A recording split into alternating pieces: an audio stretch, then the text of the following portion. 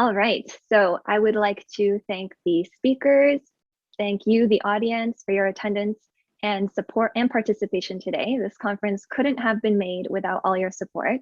For those who just joined, hello and welcome. My name is Alexandra, and I will be the chair for this discussion on work-life balance. Before I let our speakers, Dr. Ju and Dr. Ross, take it away, I would like to go over some housekeeping items. So I'm just going to switch this screen over here. So a few things. Feel free to turn on your video, but please keep your microphone muted while the speakers are presenting. We have enabled closed captioning. You may turn it on or off by clicking the arrow next to the live transcript button at the bottom panel of your Zoom window and selecting Hide Subtitle.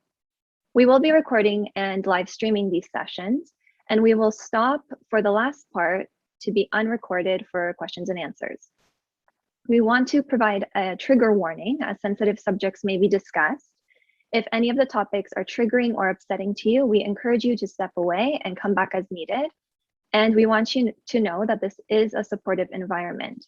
However, that being said, we are not healthcare professionals and we do not provide counseling or therapy. You can visit our website at mindsinacademia.com/resources to refer to the collected resources. Please remember to remain respectful of others. Inappropriate behavior or comments will not be tolerated, and they may result in the removal from the conference. If you need help during the session, please feel free to contact IT in the Zoom meeting or email minds.conference@gmail.com. And you may enter your questions in the chat. You may enter them directly to me or to everyone, and I will read them to the speakers. Feel free to email me, to direct message me if you wish to remain anonymous. So now to introduce our speakers, Dr. Bill Ju is an associate professor in the teaching stream, where he teaches in the neuroscience, health, and disease platforms within the human biology program at U of T. His teaching focus and interests are on educational equity, EDI in the classroom, building equity, and social justice issues for students in courses and in co-curricular spaces. Dr. Ruth Ross she obtained her PhD in pharmacology from the University of Edinburgh in 1990. In 2012, she relocated to the University of Toronto, where she is professor and chair of the Department of Pharmacology and Toxicology and senior scientist at the Center for Addiction and Mental Health. All right, so I will let Dr. Ross begin with her presentation. Thank you. So thank you so much to the organizers for the invitation. I feel very unqualified to speak on this topic, but I'll do my best. I think it's more of a collaborative discussion than anything else other than that. But I have a few slides, and I've just chosen to talk just very briefly a little bit about my career, because some of that involves kind of different choices and things that are definitely kind of in the realm of work-life balance and that kind of thing. So I'm just going to find my presentation, and I'll go to from the beginning. There we go. So I'm just talking, I'll just give a little brief outline of my career because it's kind of unconventional. And so I just need to hide this panel. How do I hide the panel? Hide floating video panel. Here we go. Oh, that didn't work. Hide meeting controls. There we go. Now I can see. So this is supposedly the upward trajectory of my research career. And so first of all, my animations aren't working. Dear, not sure what's happening there. I'm not sure what to do, Alex. The animations they were working before, but they don't seem to be working now. Maybe try restarting your share screen. I'll try again. Okay, from the beginning. Here we go. Okay, let me Wonderful. go back. Oh, okay, so here's the my undergraduate. I then got a I worked for a drug company, and then I did my PhD, and then I did postdocs in Britain and in America, and I was on this upward trajectory of my research career. And then I had a career break. I had 2 children, pretty close, one after the other, and had a career break of 4 to 5 years. So I suppose in a way, this whole idea of the career break is right there in this kind of work-life balance and different choices and things that happen that mean that your career potentially is affected by and this is in this work-life balance, because you've got this life and then you've got this career, and how does it all work out together? So what happened then was I had this time at home with my kids, and then I applied for a position as a lab tech, thinking I might have a vague chance of becoming a lab tech, having had 4 years out, and I was rejected for that job. I didn't get the job. And then I eventually got a part-time job as a teaching assistant. So here I was back working part-time, which was just exactly what I wanted at the time, because it was this idea of being able to be at home with my family, which is what I wanted to do. And then I eventually got this Wellcome Trust Career Reentry Fellowship, again part-time, which got me back into research again, which was a wonderful opportunity and really kind of unique. And then I applied for a tenure stream position and didn't get the job. Another kind of rejection. And then I applied for an extension to my Wellcome Trust Fellowship. By this time I'm 37, and also was rejected from that. And then eventually I got an assistant professor position, took a huge pay cut to get that, and eventually worked my way up again and became a professor. And that's the way it all worked out. And these are some of the things that were said to me along the way. So first, for the lab tech, I was overqualified. For the tenure position, it was too early. I was underqualified. I wasn't independent from my supervisor. And then for the failed fellowship application, I was actually then overqualified, too old. So I was either too old or too young, or so there was all sorts of problems associated with the fact that I'd had this kind of decision to take some time off when I had my children. The Wellcome Trust Reentry Fellowship was a fantastic opportunity. I would love to see a lot more of these, which is designed deliberately for people who've taken a career break for whatever reason. It may be caring responsibilities, it might be parental, it might be all sorts of things, but it gives you a chance to get back into your research career having had a break.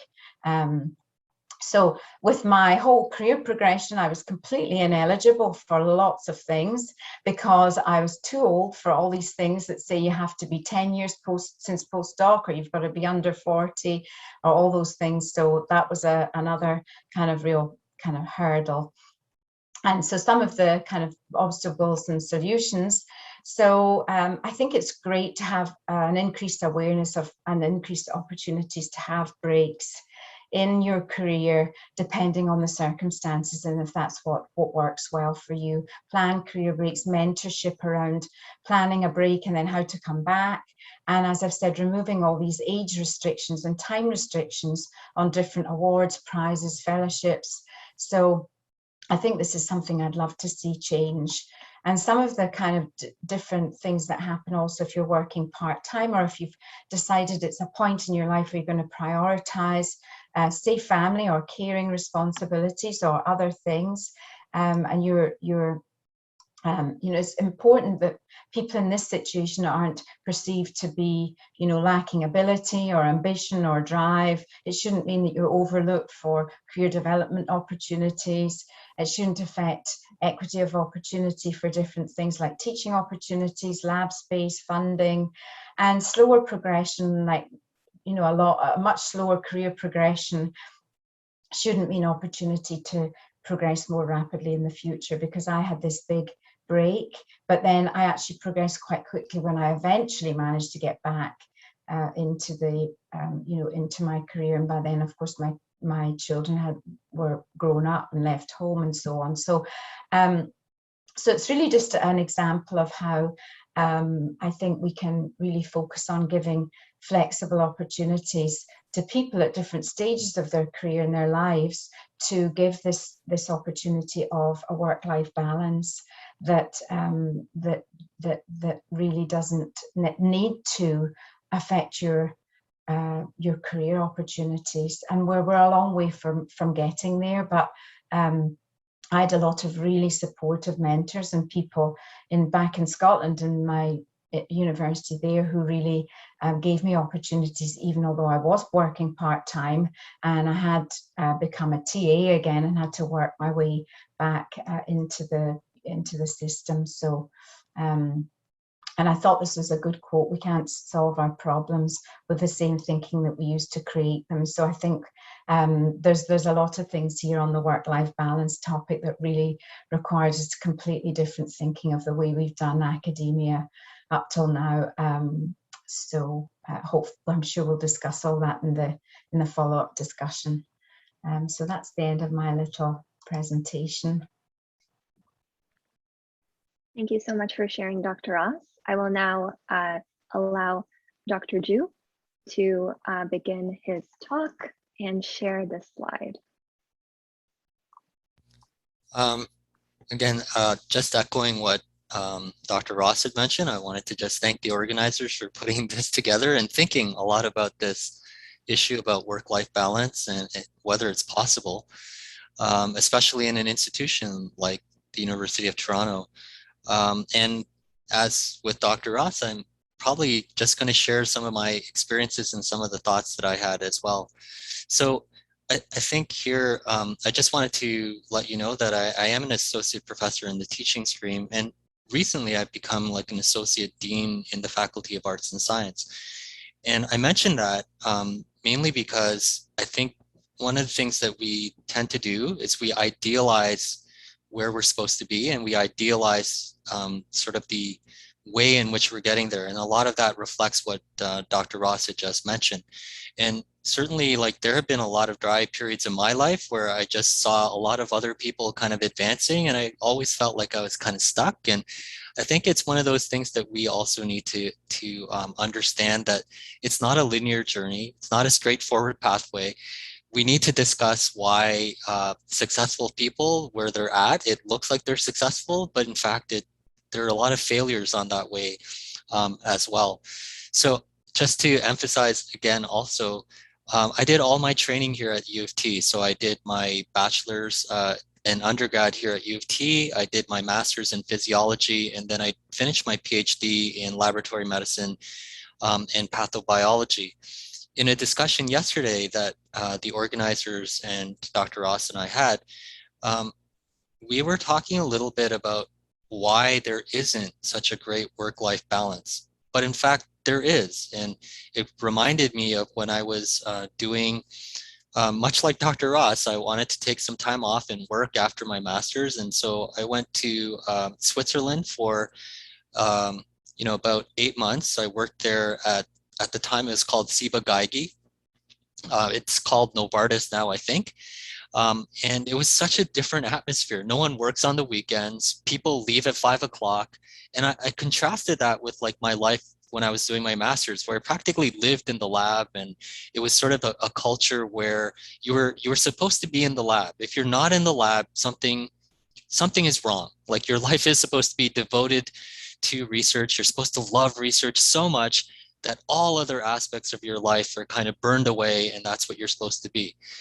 And I realized that's not the way that it's supposed to be. So going abroad for your studies, it's actually a pretty good idea, getting a look at what else goes on and what other institutions are doing. It's not just Europe, by the way. So I was at Stanford for a postdoc, and there too, it was a really great work-life balance, and it's very different than it is in some institutions.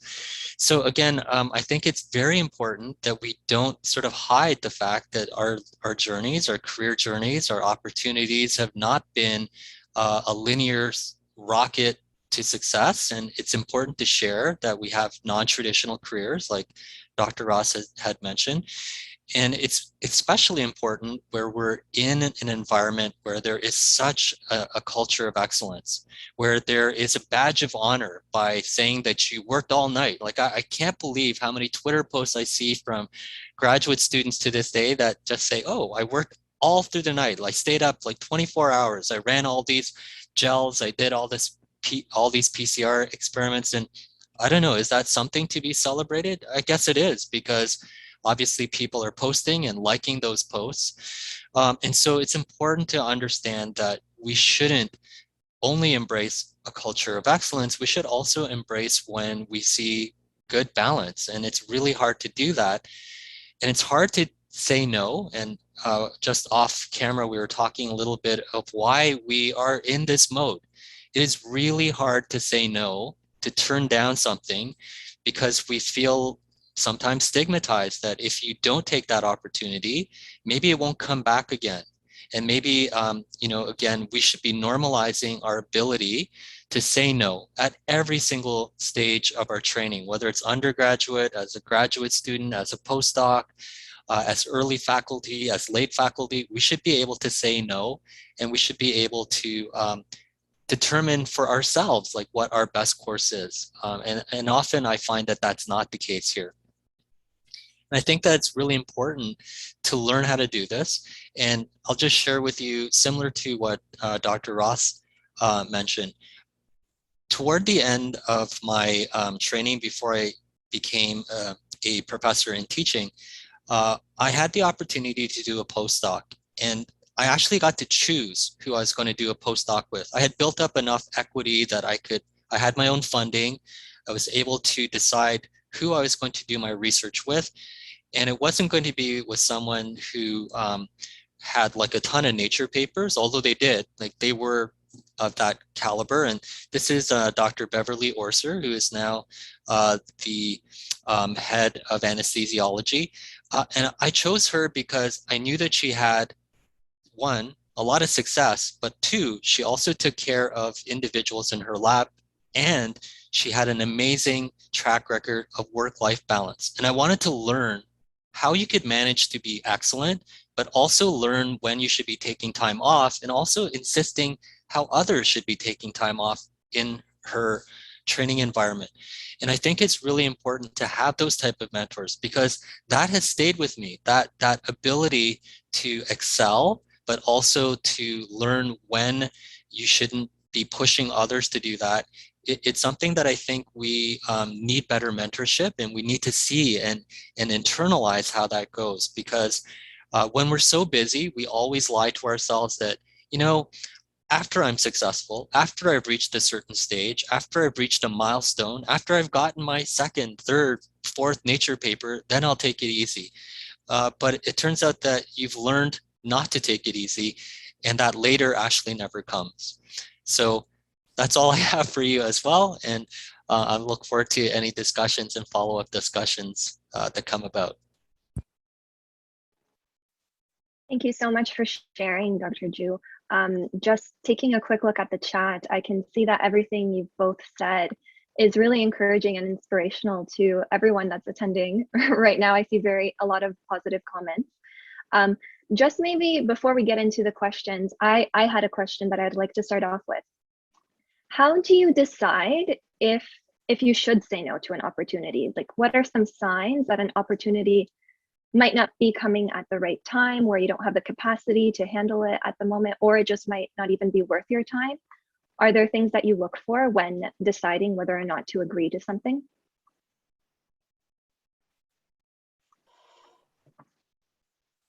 I'm not necessarily very good at this topic. I'm not good at, I totally agree with Dr. Zhu that this is a big problem, that we don't say no, but I wouldn't say I'm necessarily good at it. I think because I have responsibilities as chair of the department, I tend to prioritize that, because I know that that's, really an important responsibility. And so I would find it quite easy to say no to things that would get in the way of me being able to do that job. But that doesn't mean I say no to all the things I should be saying no to. And Alexandra, I'll just follow up. When we talk about equity, I'm talking about building up the the experiences that you have, that you can actually say no, and that you're in a place where you can actually say that. Not everyone's going to be able to. Could you imagine and this comes up all the time, right? In graduate school, I think, because I hear it from my own TAs when they're talking to me, where, a PI might be saying, let's just do that one more experiment. Can you really say no to your graduate advisor? Like, you feel, your committee might feel that, you've done enough, that it's worthwhile just publishing, or it's worthwhile just graduating. And it's hard because you just don't have that equity. You don't feel like you have enough power to say no. And I don't think that there are enough sort of levers and mechanisms in place to do that until you're comfortable making those decisions that Dr. Ross has just talked about. So prioritizing things is great when you have that ability, when you're at that level where you have that assurance that you can do so. But when you don't have that, and you haven't built that up yet, it is really hard to say no, whether it's to someone who's in a position of authority or just because you're going to miss an opportunity. I would agree with Dr. Ross. If you can align what your priorities are, if you can identify early enough, like, this is going to be helpful to me because, I want to do something in this field down the road, or I've never had an opportunity to be part of an administrative team. And yes, it sounds like a lot of work, but it's something that actually interests me, and I do want to try it. And I'll see what that time commitment looks like. But it is hard. It's really hard to say no. And I think it's a really interesting point, because this topic of, doing one last experiment or whatever, the ideal scenario is that it's like a collaborative decision. You both decide, okay, for this paper, we think we will need this experiment. So, but then on the other hand, it's the problem with needing to push and more experiments and one more thing is because the entire system is designed around this need for this kind of productivity and more and more publications, and our entire academic system is built around this structure that lends itself to not knowing where the boundaries are. None of us really know where the boundaries are, because it's one of those careers where, in some ways, it's kind of blessing and its curse is that you can do what you can publish 10 papers or 5. You can decide to be a board member or set up a Minds conference, or you've got all this great freedom to do all these fun things, which is great. But then it means it doesn't have any real framework of, okay, now I've done my job, I can go home and and relax. You have to decide yourself in terms of, other people might be doing this, but I've decided that this is what I'm going to do and I'm comfortable with it. So there's always a bit of a kind of peer pressure and putting, comparing yourself with other people, because there isn't this fixed framework that where the job starts and ends. I'll just follow up because I that really resonates with me. I'll have to say, but in addition to that, I don't know if you as trainees or as individuals who are thinking about academia are aware of it, but that mechanism that Dr. Ross has mentioned is actually still here at our level. So we still fill out what is called an annual activity report. It is considered like a zero-sum game. You are compared to other people in your department, and it's about productivity. How much more productive were you? And at some point, you have to decide enough is enough, and I'm happy with like what I'm doing right now, and I don't want to be sort of trying to always be at the top of this sort of PTR. It's called a progress through the ranks PTR report. But it is something that is systemic, as Dr. Ross has mentioned, and it's troubling in a lot of ways. And it is part of the way that our culture is sort of built up around metrics, excellence, expectations, productivity, without that balance, that other balancing point. So. One other thing I heard recently, and it kind of maybe seems much more relevant when you're getting a lot older like me, but I heard this thing about something, I don't know, some quote about like rocking chair moment or something. It's like when you're in your rocking chair and you're retired, will you look back and say, I'm so glad I did that, or, I wish I'd done that. So it's kind of, it's kind of easier to see these things looking back than at the time when you're in the midst of your early career, your graduate studies or whatever. It's kind of things you wish you'd thought of, but Thank you both for sharing. What I'm really hearing here is that rather than just focusing on urgent tasks and on increasing your productivity, sort of funneling your energy into the important tasks and focusing on those on a day-to-day basis as well, rather than just filling up your schedule, is one of the main ways to try and have some direction and work towards a good work-life balance rather than just increasing your workload more and more. I'll now read one of the questions from the chat box. I believe this was after your talk, Dr. Ross. One of the attendees was asking if age restrictions count as discrimination, given how working part-time or prioritizing family and caring can seriously affect your career path. Well, I think that's a really good point, because I've kind of advocated that these age restrictions shouldn't exist, but I've been unsuccessful. I mean, Tier 2 Canada research chairs still have not necessarily an age restriction, but years. You have to be under 10 years since you got your PhD. So that really, because having a family or a major caring responsibility can take a significant amount of time, and it's not just the time when the actual crisis or the baby or the crisis or whatever happened. It's all the time afterwards and so on. So I've advocated for it. I think it is actually could potentially be considered discriminatory, because there's lots of reasons why you might not be competitive 10 years out, but you might be 11 or 12 years out, and then and it's all self-perpetuating. If you miss out on an award early on, then you miss out on the next one and the next one and the next one, because your CV just isn't as competitive as other people's. So it's something I'll continue advocating for. I think these things should be based on output and other things, but not hard restrictions like age or number of years.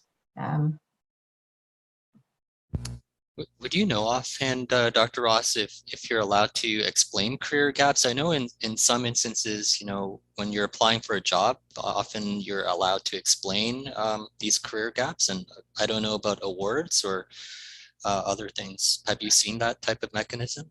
I have. So the only thing they do now, I know with CRCs, is you can subtract maternity leaves or parental leaves, but you're only subtracting the actual leave. And of course, having young children or an elderly relative or something doesn't just affect the number of months you're off, but it slows everything down. So they only subtract, they really subtract the minimal amount of time. So they don't really give enough leeway, I think, for those kinds of breaks.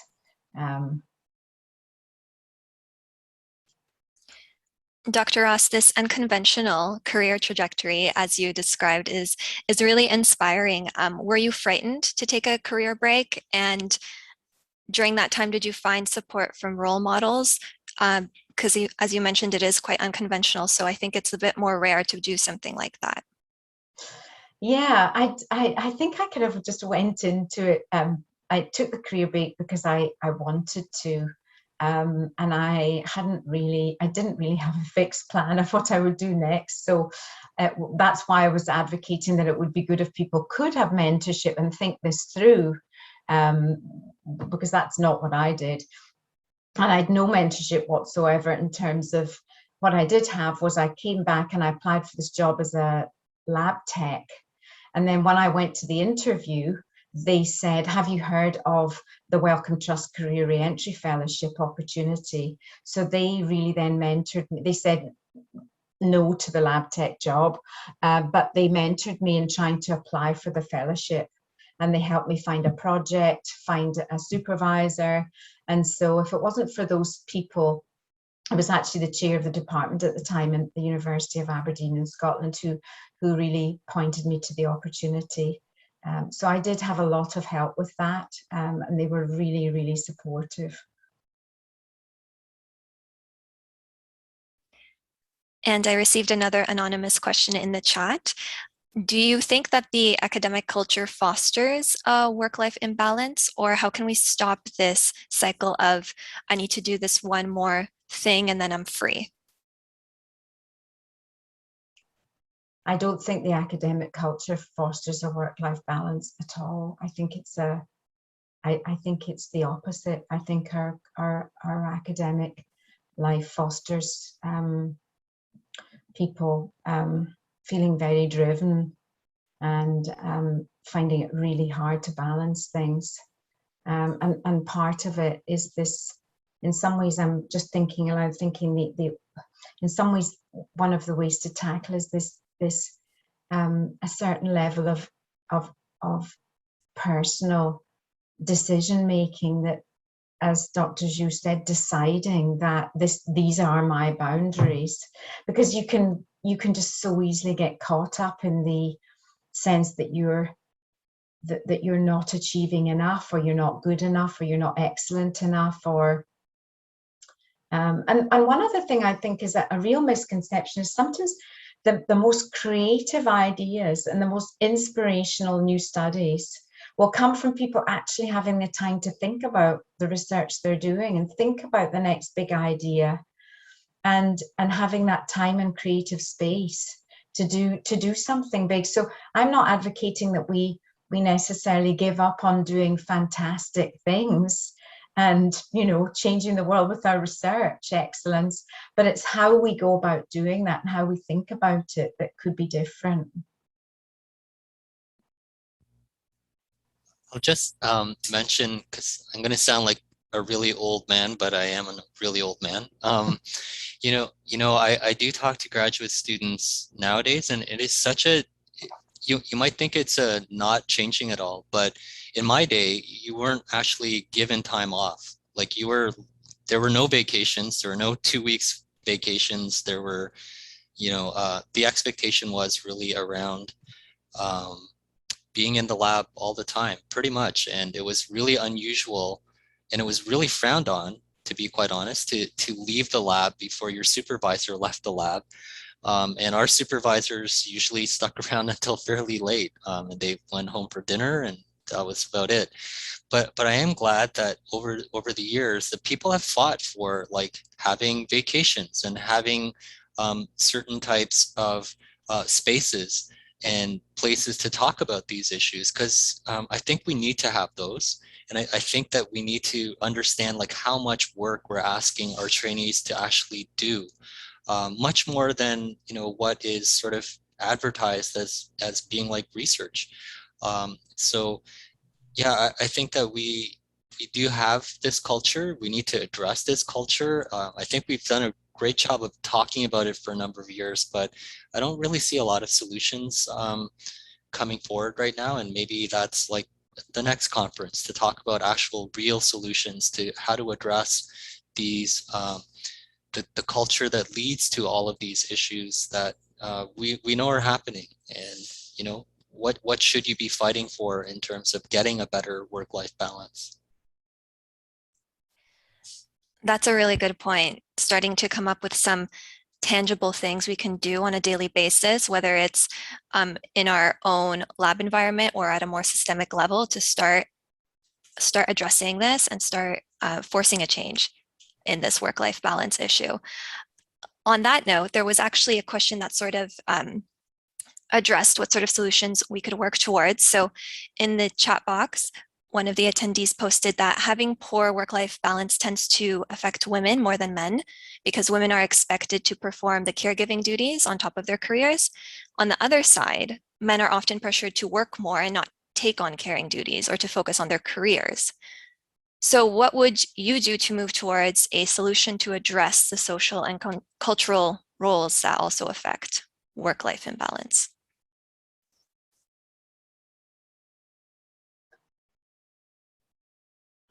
Heavy question. Well, I think talking about it's important, being able to have forums like this when we can talk openly about the fact that can be an issue. I mean, I think I do see that in a lot more situations, the, parental things seem to be more shared and, between partners. So that's why in my kind of talk, I was talking about, people who have family, family or caring or different responsibilities rather than, but the issue of falling more on women, I don't know what the solution to that is. And of course, that's been highlighted, I think, more in the pandemic as well, where you've got lots of people trying to look after young kids and then, doing Zoom teaching at the same time. And it's been very, very stressful. To be honest, one of the things that I think is happening is actually having more female leadership to have a better understanding of some of those issues. And again, it may seem like really small changes, but the chairs of departments used to all be men for a very long period of time. The deans, the associate deans, vice dean, all of them were men, and it would be really hard to be able to approach any type of change without, female leadership. And I think I forget her exact title, but this would be like Christine Allen in Faculty of Medicine is a strong advocate. And I think we need more female leadership, strong advocates to help understand some of the challenges. And again, as Dr. Ross highlighted, pandemic was actually very beneficial to highlight some of those inequities in time and the different stresses that are put on different parental roles. So again, imperfect solutions, but I think just having like more equity in terms of leadership and better representation in leadership would go a long way to trying to come up with one, understanding, identifying the issue, and then working. And it's much more easy to kind of have these discussions in general. I don't mean to stereotype in general with someone who might have gone through that process before. So again, no solution, but I think that is something that is slowly changing.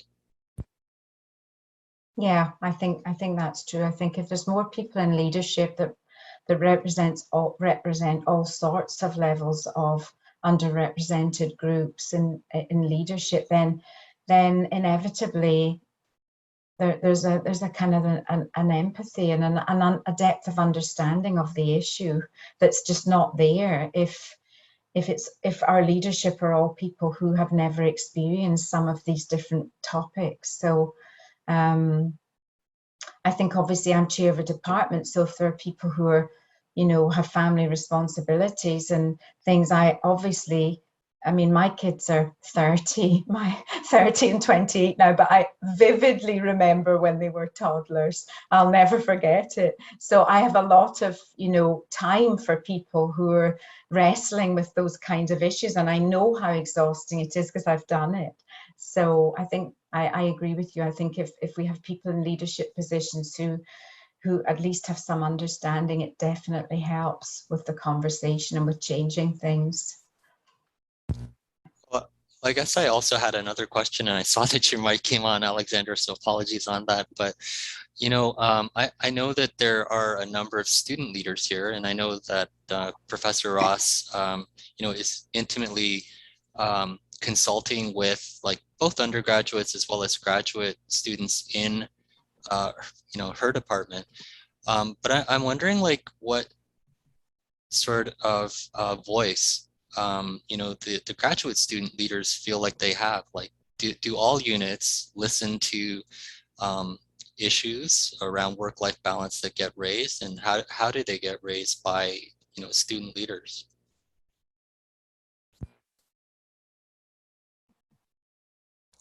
I think that's a really great question. In the session actually before this one, we had a talk on insecurities in finance with graduate students and how those issues can begin being addressed and who to approach. And I think that a big problem is that graduate students don't really know who to approach for many of these issues. The only person they are maybe comfortable with is their supervisor, and potentially that's not the right person to discuss this with. So I think that clarifying points of contact could be helpful for graduate students in order to give them the opportunity to approach someone and discuss what they feel could be changed or improved. Yeah, I agree. I don't think we're close to really being able to properly address the issue, because there's still, there's the supervisor student relationship, and then there's the, something we want to do is find ways of being able to have the conversation, but there's always there's a huge range of different supervisors and supervisor approaches, and everyone's not the same, and everyone doesn't agree either.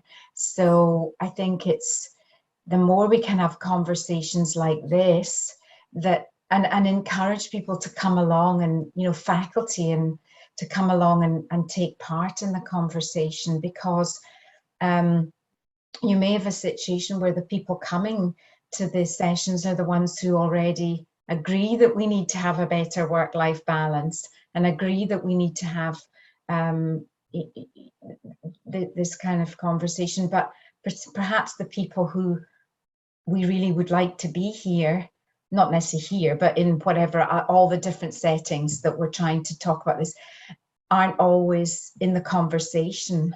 And the tricky thing is, what can we make mandatory and what is optional? What can we say, well, if you're going to be a student and a supervisor, then these are the things that are mandatory in terms of taking part in training or whatever on various topics, and then these are the things that are optional. And that's still, I think, something that's evolving. And I think Dr. Zhu might have more information on, or more to add to this idea of what expectations can we have of mandatory training on, say, mental health, work-life balance, these kinds of things. I don't know if we're there yet with that.